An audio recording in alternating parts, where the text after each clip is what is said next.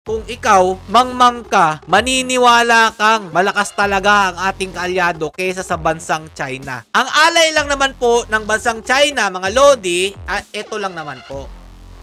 Kapag kinanti ng Amerika ang China, etong Russia, makikialam na to. Sana naman matauhan kayo na nagtatapang-tapangan about po dito sa hidwaan ng dalawang bansa. Kung ayaw nyo, magaya tayo sa bansang Ukraine na pinainan lang ng maraming armas at hindi naman tinulungan ng bansang Amerika. Nasa likod nga ba natin ng Amerika, mga idol? Tingnan nyo mabuti ha. Bakit kinaibigan ni PRRD ang bansang China, mga lodi? Unang-una,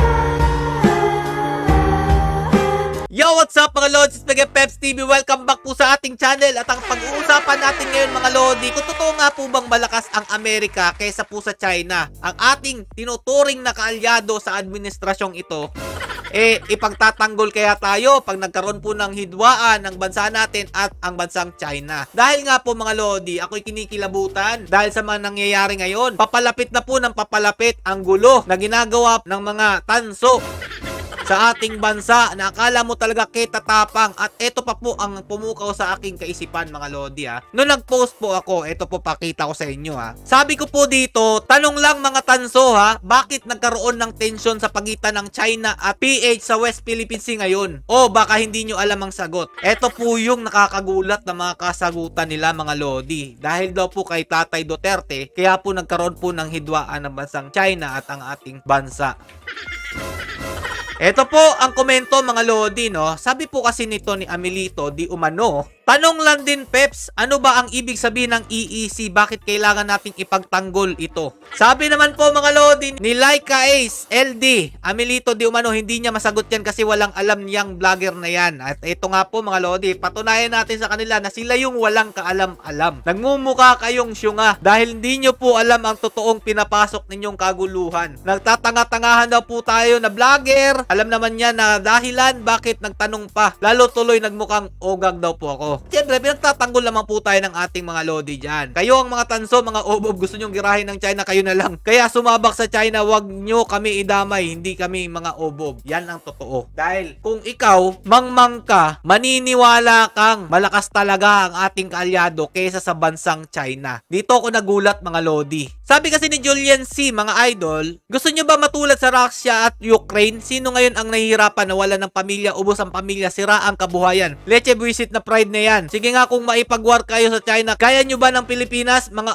isang, alam nyo na po yun. Takot nga Amerika sa China tapos tayo pang tapang-tapangan lamang. Eto, sumagot po si Makmak. Nakakatawa po yung kanyang sagot dito. Amerika, takot daw po sa China? Question mark yan, mga lodi. Buwang di mo alam ang pinagsasabi mo. Ilang gera na bang naipanalo ng China, ha? Mag-research ka sa history kung sino ang top tier na bansa pagdating sa digmaan noong hanggang ngayon para di ka nagmumukhang tanga sa pinagsasabi mo. Dito ka nagkamali, lodi. Hindi mo alam kung ano pinagsasabi mo dahil nakabase ka lang sa Google Chrome. Okay? Research pa more. Sabi pa niya dito, hindi nga daw po talaga takot ang Amerika sa China. Sinagot kita direct to the point. Boba, anong kinalaman ng Pilipinas sa pinagsasabi mong takot ang Amerika sa China? So ito, totoo naman talaga. Hindi yan mangunguna yung Amerika. Bakit? Total Google Chrome ang ginamit mo. Ako naman, Google Earth ang gagamitin ko sa'yo. Para magkaalaman na hindi puro Google lang ang dapat mong inaatupag. Alamin mo ang magiging kapakanan kapag nangyari yung mga sinasabi ninyong digmaan. Eto na. Lods, Makmak, eto yung sinasabi ko sa'yo. Eto yung bansang Pilipinas, lodi. Pilipinas yan, lodi, ha? Klarong-klaro. Ito yung pinag-aagawa na South China Sea. Tapos nandito banda yung EEC natin. Sabihin na natin mali yung China. Tanggapin natin. Lumalampas talaga sila sa ating EEC. Pero yung sinasabi mo na ipagtatanggol tayo at hindi takot yung Amerika sa China, napakalaking kasinungalingan yan. Dahil, tingnan mong mabuti, ito ang China, mga idol. Kung alay lang ang pinag-uusapan o alyado ang pinag-uusapan dito, hindi lang ang China China ang magiging kalaban ninyo kapag nakialam ang Amerika dito sa hidwaang ito. Kaya hindi kakantiin ng Amerika itong China. Bakit? Makmak, makinig kang mabuti para magkaroon ng laman yung utak mo. Hindi puro Google search na sinasabi mong malakas yung Amerika kumpara sa China. Okay? Totoo naman, advance sila pagdating sa mga armas. Pero ito, ang tandaan mong mabuti. Kapag usapang alay ang pinag-uusapan, ito yan. Ang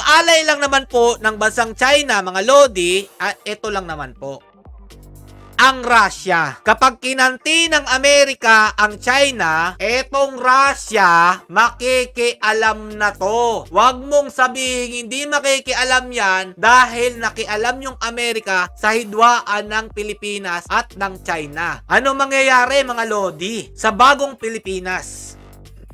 Mapupulbos po tayo dahil wala po tayong kakayanan. Ang liit-liit lang po ng ating bansa para pagsigawan yung ketatapang ninyo dahil nasa likod natin yung Amerika. Nasa likod nga ba natin ang Amerika, mga idol? Tingnan nyo mabuti ha. Hanapin natin ang bansang Amerika para magkaroon niyang utak mo makmak ng laman. Tuturuan kita kung paano mag-research nang hindi nasasakto lang doon sa alam mo. Dapat palawakin mo pang mabuti yung utak mo kung ano ba ang magiging kahihinatnan nito.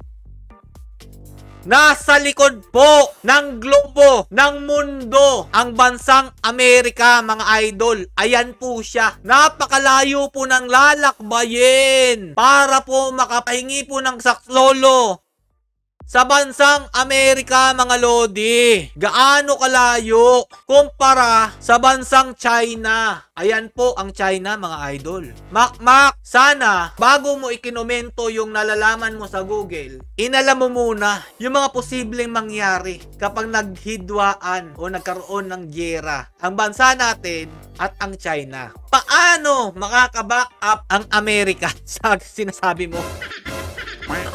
Ang globo na mismo ang nagsasabi na napakalayo po talaga. Ilang oras ang biyahe bago sila makarating sa ating bansa. Ngayon, tanungin kita, Lods Makmak. Totoo kayang kaya tayong protektahan ng Amerika laban sa bansa ng China kung sakali magkaroon ng hidwaan sa pagitan nating dalawang bansa? Titingnan mo na lang, huwag po puro armas at mga modernong kagamitan ang iyong pagbasehan. Tingnan mo ang sitwasyon. Kung gaano kaliit ang Pilipinas, ikukumpara mo sa bansang China. Kung ayaw mo naman talagang mangyari ang nangyari sa bansang Ukraine, lodi, ito po yung Ukraine. Ayan, napulbos po, di ba? Ng bansang Russia. Ayan po yung Russia. Sana naman matauhan kayo na nagtatapang-tapangan about po dito sa hidwaan ng dalawang bansa. Kung ako sa inyo, wag nyo na lang po ituloy yung tapang-tapangan ninyo kung wala kayong nalalaman patungkol sa mga alyansa. Kung ayaw nyo, magaya tayo sa bansang Ukraine na pinainan lang ng maraming armas at hindi naman tinulungan ng bansang Amerika. Gantong-ganto na yung ginagawa ng bansang Amerika sa atin, oh. Binibigyan tayo ng mga gandang barko para kuno kaya nating labanan ang bansang China. Pero sa bandang huli niyan, mga idol, hindi yan tutulong kapag nangyari yon. Yan ang pakatandaan ninyo. Bakit kinaibigan ni PRRD ang bansang China, mga lodi? Unang-una, napakalapit ng ating bansa sa lugar nila. At ito naman talagang bansang ito, ang China, unang-una sa pagbigay ng tulong sa ating bansa. Kaya kung mapapansin ninyo, nung panahon po ni PRRD, wala po tayong naririnig na mga hidwaan na kagaya nito. Hindi po uminit ang usapin about po sa kiniklaim natin sa West Philippine Sea. Sa panahon lang po ni Baby M nangyari ito. At kung mapapansin nyo rin, dahil nga po kinaibigan ni Tatay Duterte ang bansang China, kinaibigan niya rin po ang bansa ng Russia. Dahil nga po magkaibigan po o magkaalay ang bansang ito, ang Russia at ang China. Kaya kung magkaroon man ng hakbang ang bansang Amerika kuno sa pagtulong dito sa ating bansa laban sa China, alam nyo na po ang mangyayari dito sa ating bansa. Kaya kung inaakala ninyo na maganda pong makipag-anib sa US na napakalayo naman po talaga ikumpara po sa bansa ng China, kayo na po bahala humusga kung alam nyo po gaano kalayo ang bansa ng Amerika sa ating bansa. Need back up. We need back up. American, help us, help us.